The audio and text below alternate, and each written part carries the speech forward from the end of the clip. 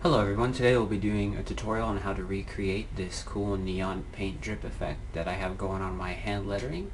So without further ado, let's get started. I'm going to do a file, new. You want your width to be 7 inches, height to be 4.5, resolution of 300 pixels per inch, RGB color mode with a white background, press OK. From here you want to do a file, open, and navigate to your handmade lettering. I already have mine open in a different tab, so I'm going to go here. I'm going to go image size. You want to make sure that your resolution is the same as your new file. Mine already is, so press OK. You want to do a window, arrange, tile all vertically. You want to have your selection tool, obviously, and hold shift, click on your handmade text, and drag it into your new file. That'll keep the proportion correct. Window, arrange, and consolidate all to tabs so that you do have this popped up. From here you want to do an image, adjustments, levels. Keep in mind that you do not want to do a levels adjustment layer because it will not work for the next few steps. So the goal here is to make the white background of the paper blend in with the white background of the file. So I already know what values make this work, so I'm going to enter those in, press OK. If you're using your own handmade lettering, obviously the values are going to be different, so you're going to want to play around with that till you get something that looks right. From here you want to double click to the right of your layer 1 to bring up your layer styles panel. From here you'll go down to the blend if box in blending options. You want to hold alt, click to split this apart, and I already know the value that works best for mine, so I'm going to go down to 175. Again, if you're using your own handmade lettering, the values are going to be different. So from here you want to create a new blank layer above layer 1. Shift click to select both layers, right click to either, merge layers. And what this does, it gets rid of the, if you turn off the eye of your background, it gets rid of the background, so you're just left with the lettering. Let's turn the eye of background back on, select your background layer, make sure that it is unlocked, make sure your foreground color is black, and alt backspace to fill your background with black. From here you want to go back to layer 2, and let's actually just rename this handmade text, HMT for short. Select this, double click to the right to bring up your layer styles panel. Panel. Select color overlay. Here you want the color to be white, FFF for the color code. Blending mode is normal, opacity is 100%, and that's all good. Okay, so from here you want to create a new layer above handmade text. Rename this shadows. What we're going to do here is we're actually going to create some gradient shadows to give the text a little bit of a 3D effect. So with your shadows layer selected, type B for brush. You're going to want your hardness to be 0, your opacity to be about 15% is what I find works best. Let's take that out. Okay. So you're going to want to zoom in quite a bit here. Type P for your pen tool. And what we're going to do here is where the strokes of the lettering overlap, we're going to kind of make this flow a little bit better. So click somewhere where the first fold ends and somewhere down here. The goal of this is to make it look as natural as possible. So once you find something that you like, you click. This is the only part of the path that's really going to matter. So once you get this, it really doesn't matter where you click. Just complete it. Right click on the path. Make selection. None of this matters. Just press OK. You'll have dancing ants around where your path used to be. Type B for your brush. And you're going to want to make your brush fairly large. So that seems about good. My foreground color is black, which is what I want. So I'm going to come down here. I'm going to click, hold, and drag up. Now I'm going to come down, but not quite as far. Click, drag, and drag up. Come down, not quite as far. Click and drag up.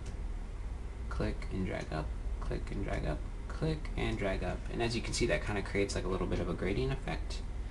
So I'm going to control zoom out and control D to deselect. And I'm going to go ahead and finish the rest of these. So I'll see you guys in a minute. So as you can see here, I've gone through and I've finished all the shadows for all of the letters. So from here what you're going to do is if you turn off the eye of your background, I've already kind of jumped ahead and fixed them, but you'll notice that your shadows aren't really confined to your letters. So to fix this, what you're going to want to do is you're going to want your shadows layer selected, control click on the thumbnail of the handmade lettering, you'll see it selects all of the lettering, and from here you're going to want to go to select menu. Where is it? Inverse, that's where it is, and then just type a backspace, and that should get rid of all of the shadows that are not confined to the letters. You're just going to do Control D to deselect from here. Now from here what you're going to want to do is alright, sorry, I had to take a quick peek at my instructions to see what comes next. So what you're going to want to do from here is select your handmade layer, double click to the right to bring up your layer styles, click on gradient overlay. You want your blend mode to be different, so opacity is 100%, reverse checked, alignment with layer not checked, style is reflected, angles negative 76 degrees, scale of 127%, 127%, bleh. Click on your gradient to bring up your gradient editor. You're going to want your colors to be, for your left slider, you want your color to be 044FF8, it'll be this blue, and your right slider, you're going to want that one to be 00FFD8. You can use your own colors if you want. I just find this looks cool. Press OK. Turn off the eye of your color overlay and you should have something that looks like this. I don't know if I did mention that you want your blend mode to be different, so that's fine. OK. So from here, you're going to want to have your handmade layer selected. Control J to duplicate that layer.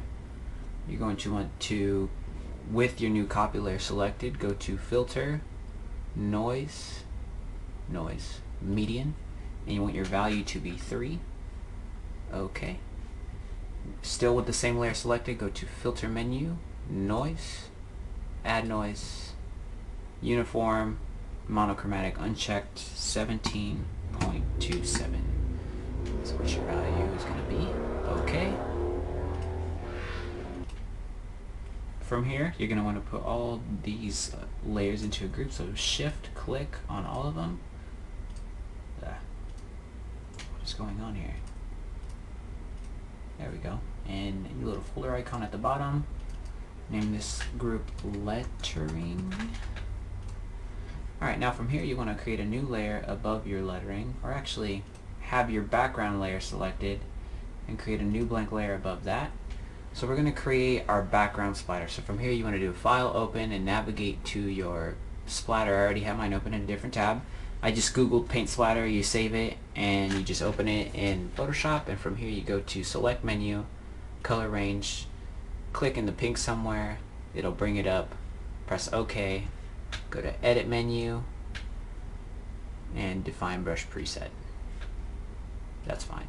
And then you can go back to your file, type B for brush. Your brush should already be your splatter. It's kind of huge right now, so I'm going to take this down. You want your size to be about 2300 pixels. Okay. Opacity 100%, and then just stamp it somewhere. Color doesn't matter because we're going to do a gradient overlay right now. So selection tool, double click to the right, gradient overlay, and let me take a quick peek at the values real quick. Okay, so you want your blend mode to be normal, opacity to be 100%. Your gradient is going to be a 3-color gradient, but we'll get to that in a second. Reverse is checked. Style is not radial, it is linear. Angle of 122 degrees and a scale of 100%. So click on your gradient editor. You're going to want your left slider to be 0, 0, 4 lowercase c's after that. Okay. Your middle slider is going to be, oops, that's not what I want. Your middle slider is going to be 993366. And your right slider is going to be 0066FF. And again, you can use your own colors if you want. This is just what I find looks cool. So after you're done with that, press OK and press OK. You can see that the background kind of takes a little bit of attention away from the letters, so you can go ahead and just take down your layer opacity. I'm going to take it down to about 45%. That looks good. Alright, so from here, so select both your layer 1, we're going to call this splatter. That's wrong. I'm going to name this black. shift select both of these and put these into a group. Name it background. So from here, select your lettering group, create a new blank layer above that. We're going to create drips from the lettering now. So file, open, navigate to your drip palette if you already have one. I already have mine open, so I'm going to come here. I just basically Googled the same thing as I did the last one. I just Googled paint drip and this came up. File, save it, open it. And what you're going to want to do here is crop the image so that you have a few different selections to make. So I'm going to come in here and I'm going to crop it to just about right there so I have that one selected. Go to select, color range, sample it, it'll come up, press OK, you'll get the dancing ants, edit, define brush preset. So you're going to want to do this for a few of these. If you go to your history panel, you can go back to file, open, and it'll bring this back up. So you just want to go ahead and crop the image and select a few different of these so that you have a few different drips to choose from. Come back to your, oops, that's not what I want. Come back to your file, type B for brush, should already be there. Select your eyedropper tool and sample wherever it is you're going to stamp your drips. So I'm going to zoom in here. So I'm going to put this one right about here. So I'm going to go ahead and just stamp that. I'm going to make this one a little bit bigger so I can show you guys the other little bit of the process that has to go on here. I'm going to say right there is just about good.